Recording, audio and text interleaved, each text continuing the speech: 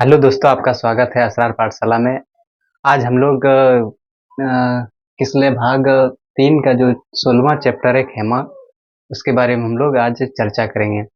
तो खेमा जो कहानी है ये बाल मजदूर पर आधारित है। जो एक 8-9 साल का बच्चा जो कि हमारे समाज की कटु सच्चाई को बयान करती है या उजागर करती है, वो अपने पढ़ाई लिखाई को छोड़कर और समाज में उसका मान के चलो उनके माता पिता ऐसे आर्थिक स्थिति अच्छी नहीं थी उसकी, जो कि उसको अच्छी शिक्षा नहीं दे पाए। तो वो उनके पिता जो थे वो उसको काम पे होटलों में कई ढाबों में लगा दिया था। तो उसी कहानी को आज हम लोग समझेंगे।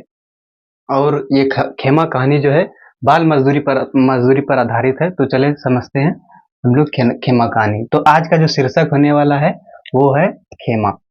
और ये पूछा जाता है कि खेमा शीर्षक जो है वो कौन सी विद्या है। तो ये ना ही आपका कविता है और ना ही रेखा चित्र है और ना ही एकांकी है, ना ही यात्रा वृत्तांत है। तो क्या है, ये कहानी है, याद रखना, ठीक है। ये निबंध भी नहीं है। और ये पूछा जाता है कि शीर्षक खेमा के लेखक या रचनाकार कौन है। तो ये बताना है आपको। संकलित संकलित को समझ लेते हैं कि संकलित क्या होता है। कि जब पाठ्य पुस्तक विकास समिति द्वारा जब बहुत सारी किताब को छापा जाता है तो उसमें समाज की बहुत सारे चीज़ों को लिया जाता है, उसको देख कर बनाया जाता है। जैसे कोई भी चैप्टर अगर रहेगा तो वो किसी यात्रा वृत्तांत पर रहेगा, कोई ऐतिहासिक चीज़ों का रहेगा, और कुछ बाल मजदूरी यानी समाज के मुद्दों को उठाया जाता है। और ये किताबों में दिया जाता है ताकि बच्चे को अवेयरनेस हो, ताकि बच्चे को ये चीज़ों के बारे में मालूम चले कि ये सब जो काम है ये बाल मजदूरी का काम है। हम लोगों का सिर्फ क्या है करना, कम से कम हम लोगों को 18 साल तक पढ़ना लिखना है, उसके बाद ही कोई काम करना है, ठीक है। तो ये उसको देख कर बनाया जाता है जो, तो उसी को कहते हैं हम लोग संकलित। संकलित जो है ना, ये पाठ्य पुस्तक विकास समिति द्वारा ही दिया जाता है। तो चलते हैं आगे। खेमा खेमा जो होता है ना, ये बाल मजदूर होता है। यानी इसमें जो शीर्षक है खेमा, वो एक बाल मजदूर है। क्योंकि वो 8-9 साल का लड़का रहता है, 8-9 वर्ष का लड़का जो शुरू से ही क्या करते हैं, मजदूरी पर लग जाते हैं। एक चाय के स्टॉल पर रहते हैं और वहाँ काम करते हैं, ठीक है। और ये पूछा जाता है कि कसारा कौन था।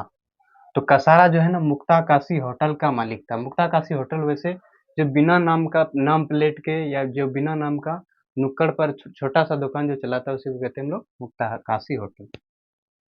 तो उसी के जो मालिक थे वो कसारा थे। और चलते हम लोग खेमा कहानी का संक्षिप्त सारांश समझ लेंगे। उसके बाद हम लोग शब्दार्थ करेंगे, आगे हम लोग आगे की कहानी बताएंगे। तो जो है खेमा कहानी का सारांश ये है कि ये कहानी समाज के उस कटु सच्चाई को उजागर करती है जहां गरीबी और मजबूरी बच्चों का बचपन छीन लेता है। ये कहानी समाज के उस कटु सच्चाई को, उस तीखे सच्चाई को बयान करती है, उजागर करती है। क्या करती है कि जहाँ गरीबी और मजबूरी, जहाँ हमारे समाज में गरीबी होती है, मजबूरी होती है माँ बाप की, और आर्थिक स्थिति अच्छी नहीं होती है, जिसके कारण बच्चों का जो बचपन होता है, शिक्षा का योग्य जो बचपन होता है, वो छीन लेता है उससे। खेमा खेमा जो इसमें शीर्षक है, जो एक बाल मजदूर है, खेमा को पढ़ने का को जी चाहता है, पढ़ने का जो है जी चाहता है, लेकिन वो होटल एवं ढाबों पर काम करता है। यानी खेमा जो एक 8-9 साल का लड़का है, उसको तो पढ़ने का जी चाहता है, लेकिन वो होटलों एवं ढाबों पर मजबूरी से काम करता है, क्योंकि उनके माता पिता इतना आर्थिक स्थिति अच्छी नहीं है जो कि उसको स्कूल में अच्छा पोशाक दे और पढ़ाए, ठीक है। उसे अपने परिवार एवं खुद का जीवन यापन उसे अपने परिवार एवं खुद का जीवन यापन करता है। अंत में ये कहानी बाल मजदूर से प्रेरित है। यानी उसे अपना जीवन और माता पिता के जीवन को भी देखना पड़ता है, जो कि उनके माँ बाप बूढ़े हो चुके हैं, उनका भी सहारा बनना है और अपना भी जिंदगी को चलाना है, यानी जीवन यापन करना है, ठीक है। और अंत में यह कहानी बाल मजदूरी से प्रेरित है। तो ये कहानी बाल मजदूरी पर ही आधारित है। आगे हम लोग समझेंगे, उससे पहले कि शब्दार्थ समझ लें, जो कि हम लोगों को कहानी में समझने में आसानी होगा, ठीक है। इसके बाद हम दिए हैं इधर शब्द, इधर मेरा अर्थ है। तो पायदान का अर्थ होता है सीढ़ी या जीना। जिस पर कोई चीज अगर चढ़ के हम आगे चलते हैं उसी को कहते हैं सीढ़ी या जीना कहते हैं। पिलना का होता है भीड़ जाना।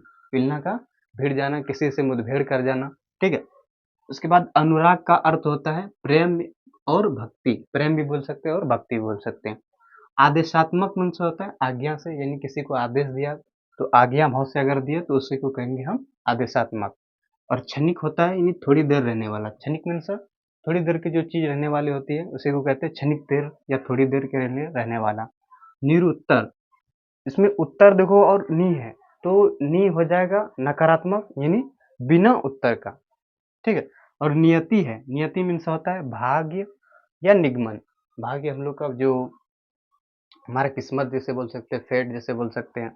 उसके बाद छीका, छीका क्या होता है ये सबको मालूम है कि चाय की गिलास रखने वाला जो यंत्र होता है उसमें बहुत सारे चाय को रखा जाता है और एक जगह से पकड़ के दूसरी जगह ले जाया जा सकता है, ठीक है। तो उसी को कहते हैं हम लोग छीका। दोस्तों हम लोग पूरा परिचय समझ लिए, उसके बाद समझदार समझे, उसके बाद चलते हैं हम लोग कहानी की तरफ, मेन कहानी की तरफ। मेन कहानी में क्या होता है कि एक गली के नुक्कड़ पर यानी गली का जो चौराहा होता है ना, उस पर एक मुक्ता काशी होटल जो अस्थायी रूप से और बिना नाम का चलता है, यानी वो अस्थायी रूप से यानी कभी उसको हटाया जा सकता है। अस्थायी मीन्स परमानेंट, तो उसको कभी हटाया नहीं जा सकता है। तो वो अस्थायी रूप से बिना नाम का एक मुक्ता काशी होटल, जहाँ पर क्या करता है एक उसके मालिक जो होते हैं उसका नाम रहता है कसारा। उसका नाम क्या है? कसारा। तो वो उसमें क्या करते हैं, चाय बनाते हैं, चाय का काम करते हैं। तो वो क्या करते हैं वहाँ पर, इसका दृश्य दिया गया है कि एक एल्युमिनियम का भगोने है, 8-10 लीटर दूध है, उसके साथ एक भट्टी है, उसमें लाल पंखा है।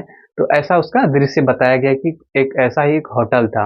उसमें बहुत सारे काम होते थे जिसके लिए कसारा को एक मजदूर की जरूरत था, इसलिए उन्होंने गांव जाकर एक बच्चे को वहां से खरीद कर लाया था, एक हिसाब से समझा जाए तो।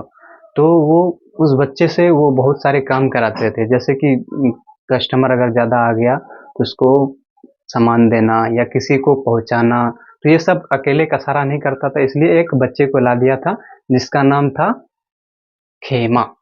खेमा खेमा जो था ना, वो गेहुआ उसका कलर था, और उसको एक पहनने का वस्त्र था जो कि कमीज में बहुत सारे उसके पैबंद लगे थे, और उसके दूध के दांत अभी टूटे नहीं थे और चढ़ गए थे रोजगार के पहली पायदान पर, यानी काम के पहली पायदान पर वो चढ़ गए थे, अभी उसका दांत नहीं टूटा था। समझ लीजिए 8-9 साल का बच्चा कितना बड़ा हो सकता है। तो उसका जो नित्य काम होता था, यानी रोजाना का जो काम होता था, वो ग्राहकों को चाय देना। उसके बाद उनके जो ऑर्डर होते थे कि मान के चलो ये अब मेरे बीड़ी ला दो, सिगरेट ला दो, ये सब चीजें काम होता था, तो वो बखूबी इस कामों को निभाते थे। वो क्या करते थे कि 5-6 गिलास को अपने हाथों में उंगलियां, नन्ही नन्ही उंगलियों में पकड़कर उसको धोते थे, फिर उसको लाकर रखते थे और लोगों को चाय देते थे। तो कसारा बहुत सारे ऑर्डर करते थे उसको, बहुत सारे आदेश देते थे क्या कि यहाँ इतना गिलास ले जाओ, और वो उस गिलास को लेते थे और छीका में सब गिलास को कर लेते थे और उसको टांग कर, यानी जिसने सेठ को देना होता था और जितने कपड़े वाले को देना होता था सभी के नाम बता देते थे, वो जाकर उन लोगों को दे देते थे और बखूबी आ जाते थे। और ये भी उसको काम दिया जाता था कि इतना आदमी का डायरी ले लो, इसमें इतना इतना 3 गिलास इसका, 2 गिलास इसका, 3 गिलास इसका इसका चाय का लिखवा के आओ उससे। तो ये सब काम भी उनको दिया जाता था, तो ये सब काम भी उन्होंने बखूबी से निभाता था। लेकिन ये हमारा जो अप्रैल का जो महीना होता है उसमें हमारा जो सड़क जो होती है ना, वो बहुत सारे तपी होती है, एकदम धूप से तपी रहती है, जिससे खाली पैर चलना मुश्किल हो जाता है। वही कसारा के साथ होता है कि उसको पैर में चप्पल नहीं था, तो वो कहते हैं अपने मालिक से कि कसारा मालिक हमको एक चप्पल दिला दो। तो वो उससे उलझ कर बोलते हैं कि काम करो नहीं तो चप्पल तुम्हारे सर पर रख देंगे।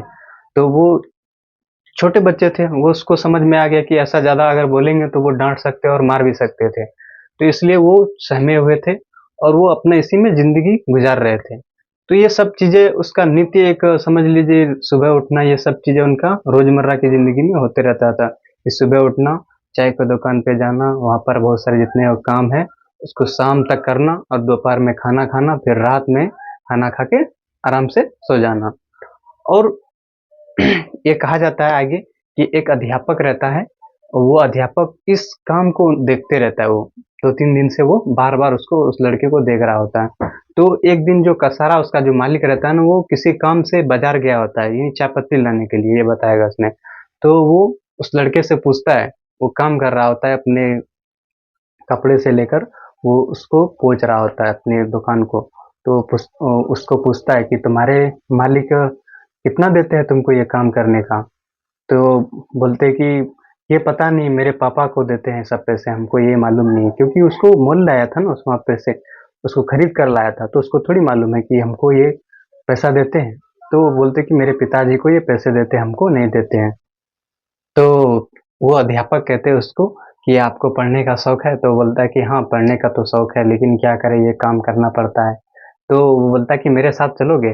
तो बोलता है कि क्या करना पड़ेगा? बच्चे का देखिए मानसिकता देखिए, ऐसा उसको गुलाम बना दिया गया है समाज के द्वारा कि कोई भी चीज़ अगर किसी के साथ अगर जाने भी बोलता है, तो वो समझ लेता है कि ये भी हमको काम कराएगा आगे जाके।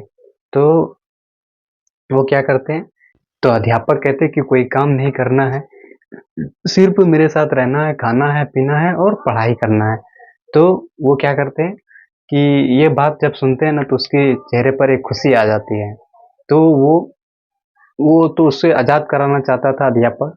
वो तो कहते हैं कि इसको तो ले जा सकते हैं, लेकिन इससे पहले हमको उसके पिताजी से मिलना होगा, तभी ये वो इजाज़त देंगे, तभी हम इस बच्चे को इस गुलामी से हम आज़ाद कर पाएँगे। तो अध्यापक उसके जो कसारा के जो पिता होते हैं, वो गाँव में होते हैं, तो वो गाँव जाते हैं वहाँ से, और जब उसके पिता को देखते हैं, तो एक टूटी-फूटी चटाई, टूटी-फूटी एक जो खटिया होता है ना, बिछावन होता है, उस पर वो लेटे हुए थे। जैसे वो अध्यापक को देखे, तो उठकर बैठ गए। उसके बाद वो पूछने लगे कि आप कसारा सॉरी खेमा के पिताजी हैं? तो बोले कि हाँ, मैं खेमा मेरा बेटा है। तो बोलते कि आप अपने बच्चे को पढ़ाना चाहते हैं? तो बोलता है कि हाँ, पढ़ाना तो चाहते हैं, लेकिन हमारी आर्थिक स्थिति ऐसी नहीं है जो कि हम उसको अच्छा शिक्षा दे सके, अच्छा कपड़ा दे सके। इसलिए मैंने उसको काम पे लगा दिया। और खेमा के जो पिताजी हैं, वो कहते हैं कि इस मेरे को 4 बेटे हैं, जिसमें से 3 को ऐसे काम पे लगा दिया गया है, और ये लास्ट बेटा, इसको भी क्या कर दिया है, दूसरे के काम पर लगा दिया गया है। तो वो कहते हैं कि आपके बेटे को मैं अच्छा भविष्य देना चाहता हूँ, इसलिए आप उसको हमारे हमारे अधिकार में दे दें, मैं उसको अच्छा आदमी बनाऊंगा। तो वो उसके पिताजी तो मान जाते हैं, लेकिन वो कहता है कि एक सवाल रहे मेरे से कि उसको उसके पैसे लौटाना पड़ेंगे। तो अध्यापक कहते हैं कि मैं उसके पैसे उसको लौटा दूंगा, आप इसके लिए चिंता नहीं कीजिए। तो खेमा के जो पिताजी होते हैं, वो नी खेमा के पास चले जाते हैं, वो और अध्यापक, तो दोनों जाते हैं। तो उसके बाद कसारा जो मालिक होता है, उससे आधे घंटे के बाद करने के बाद वो आखिरकार जो कसारा उसका मालिक है, वो मान जाते हैं, और खेमा को उसके उससे क्या करते हैं, आज़ाद कर देते हैं। तो यहाँ तक आज़ाद कर देते हैं। तब उसके बाद क्या करते हैं कि अध्यापक जो होता है ना, वो अपने घर ले जाते हैं उस बच्चे को, खेमा को, उसको नहलाते हैं। खुद वो खेमा यानी उसका जो अध्यापक है, नहाते हैं, और उसको भी बोलते हैं कि आप भी नहाओ। उसके बाद साथ मिलकर दोनों बैठकर खाना खाते हैं। उसके बाद जब सोने का टाइम होता है, तो उसको अपने बिस्तर पर सुलाते हैं। तो वो जब सुलाते सोते हैं ना अध्यापक जब, तो उसका पैर मलने लगता है ये। तो अध्यापक जो था ना, उसको कहते हैं कि नहीं बेटा, ऐसा नहीं करना, हम आपको पैर नहीं मलवाने लाए हैं, आपको अच्छा शिक्षा दे देंगे, और अपना जीवन तुम्हारा अपना संवारना। तो वो जब खेमा था ना, खेमा कहता है कि मैं जब कसारा कसारा के पास काम करता था, तो हमसे 4 से 5 घंटे ऐसे हम लोगों को मालिश करवाता था, तब सोने देता था। तो ये सब बातें वो जब खेमा सुनाते हैं, तो अध्यापक जो होता है ना, सुनकर भावुक हो जाते हैं, और वो खेमा को कहते हैं कि तुम सो जाओ, मैं भी सोऊंगा। उसके बाद आगे का जो ये होता है कि यही, अगर मान के चलो हुआ होगा कि अध्यापक उसको अच्छा आदमी बनाया होगा, यहीं तक इसका कहानी था। तो हम आपको ये कहानी बताए कि जो कि शॉर्ट शॉर्ट में बताए कि ये कहानी बाल मजदूर पर आधारित है, जो कि एक अध्यापक उस बच्चे को उस गुलामी से आज़ाद करके अच्छे जीवन दिया। तो ये बेहद ही प्रेरणादायक कहानी है। उम्मीद करता हूँ आप लोगों को ये कहानी अच्छा लगा होगा, और आपसे उम्मीद है कि हमारे जो वीडियो अगर आपको अच्छा लगे, तो हमारे चैनल को सब्सक्राइब और हमारे वीडियोस को लाइक भी करें, और दूसरों तक भी ज़रूर शेयर करें। धन्यवाद।